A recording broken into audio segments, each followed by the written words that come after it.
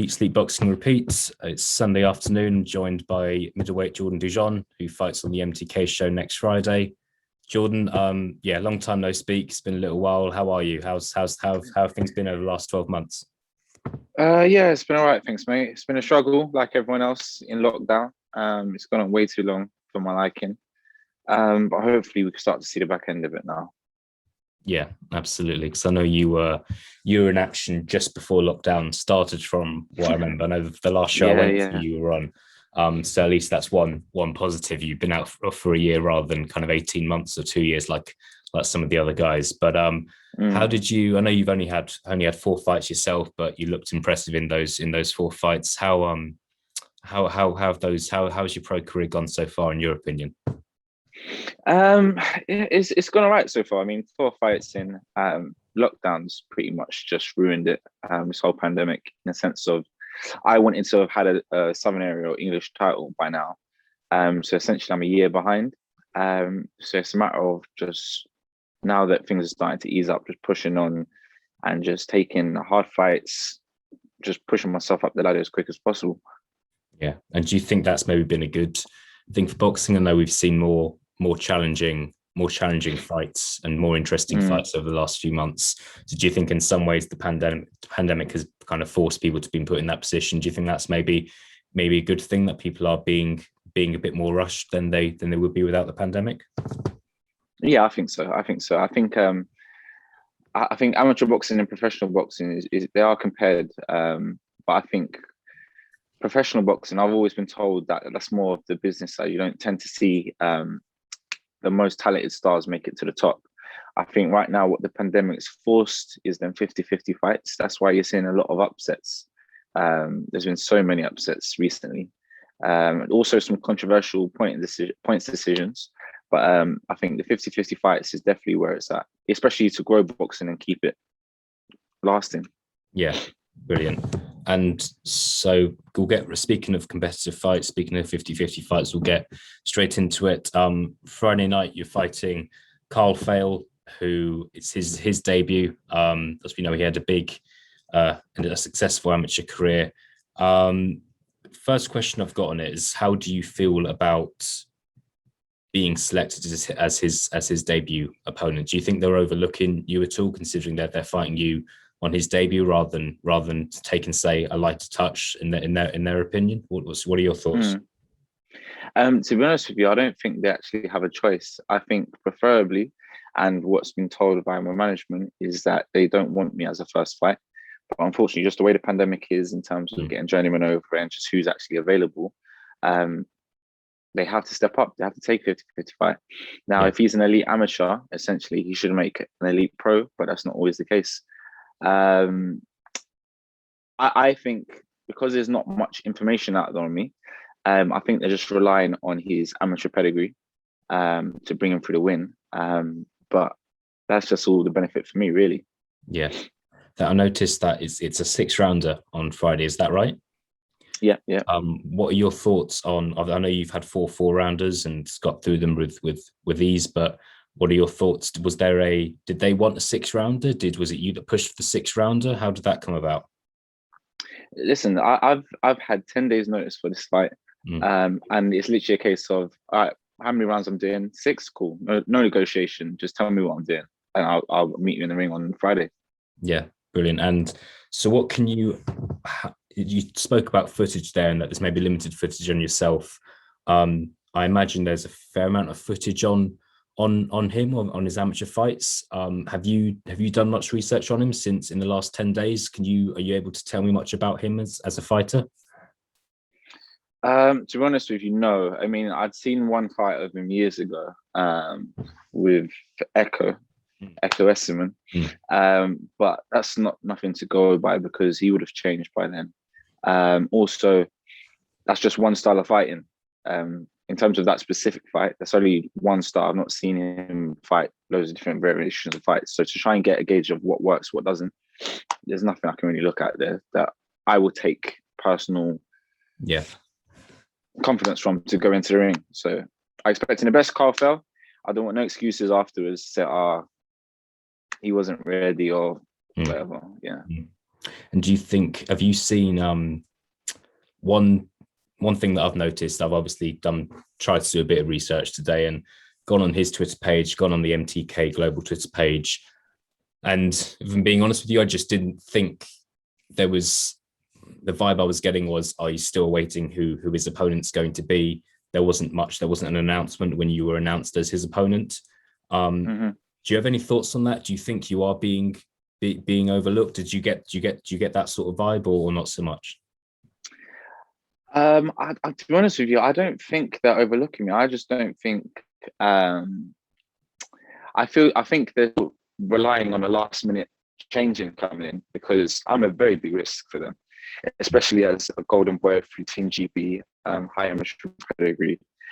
I'm pretty much the worst possible option for him. So giving an upset on his debut. So yeah, no, really looking forward to it. Yes, it's a great card. I know that Isaac Lowe is fighting as well. I know some decent names on the bill as well. Just last couple of questions. Wanted to ask what I know you're in the same stable as Ryan Walker, Ramez Mahmood. I know both those guys have managed to get out over the last 12 months in big fights that have been on TV as well. Has there been any frustration seeing those guys have fights and have big fights as well, whilst you've been waiting? Has there been frustration from your side? Of course. More so, I was literally even saying I'll fight anyone. It doesn't matter. For the best part of the last 12 months.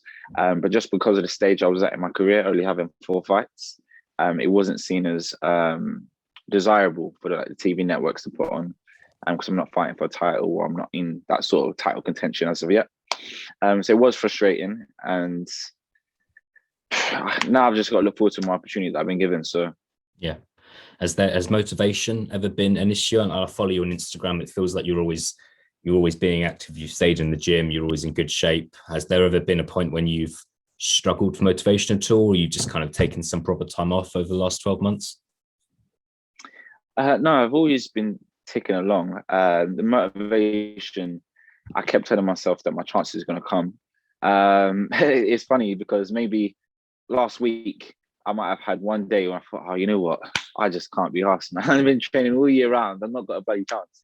And then by chance, my manager called me the next day and was like, Jordan, you've got this opportunity. I was like, mate, don't even tell me who it is. Just say yes. Just say yes. I'm taking it. Right. But yeah. Nice one. So final question, really. I know you mentioned there about being a year behind in terms of your progression and fighting for titles. I know you won't be overlooking Carl Fell or thinking about too much afterwards, but in your opinion, where does the winner go? What belt should the winner be fighting for by the end of this year? Well, I mean, I don't know about Carl Fell, but in terms of myself, definitely English at least. I don't think I'd be happy with just the southern area, purely because I'd want to be pushing on to British some point end of next year. So to secure an English title the back end of this year, yeah, I'd be happy with it. No, brilliant. I know that Linus Adofia, I believe he still holds the English title. See, the thing is, I'm not even going to be fighting at middleweight. I'm going to be campaigning at welterweight. Okay. Which is 2 divisions below. But just with a short notice, I've decided to take this fight because I still believe I will win it. Brilliant. And has that always? I know you've so far in your professional career you fought at middleweight. Has the plan always been to move down to welterweight, or has that been a recent idea? Yeah, so my last 4 fights was at super welter. It's always been in the plan for to move down to welterweight, but it was just with the same day weigh-ins on the Goodwin bills. It's not realistic, so it's better just to fight at a weight that's comfortable. You don't have to dehydrate and fight the same day. But yeah, in terms of championship fights, I'll definitely be campaigning at welterweight. Yeah. And it's in this exciting division to be in, especially in the UK. There's a lot of fighters there. Yeah, and absolutely. I mean, I think Carl Fell's opponent in the amateurs eco, Assumans, one of them. I think there's just too many kind of. I could ask you what what names you've got your eye on, but there's probably too many to name because you said it's such an interesting. No, I've called out a few already. Yeah, well, let's go into then. Who would be top of your list if Friday goes well? Well, as soon as Friday's out the way, I'm coming and I'm putting pressure on Marku. I want him. Okay. What is it about? What is it about Marku specifically? It's because he's got a big Albanian support. Is it just because he's his style and you think you could deal with him? Well, the style, I think I could beat him easy, no problem. But also, it's more so just showing him there's levels in the sport. I don't think he's nowhere near the level that he claims to be, and I'd want to expose that. Yeah, so just going to say, one fight that was rumored but doesn't look like it's going to happen was Marku against Conor Benn. If that fight was to happen, what would your prediction be? Oh yeah, Conor Benn knocks him out. Yeah. Yeah, knocks him out. Yeah, quite convincingly then. Yeah, no, well, I think he's a fighter that's being spoken about a lot. But yeah, no, I think if you're gonna move down to welterweight and he wants to, yeah, you want to fight, just it sounds like you're very much up for that one. Yeah, definitely. Great, cool. Well, yeah, I won't take any more of your time up, Jordan. But yeah, really appreciate the interview at short notice. All the best for Friday. We'll definitely be watching, and yeah, we'll be definitely be catching up with yourself soon. Thank you, Eliot. Take care. Great. Take care, mate. Bye bye.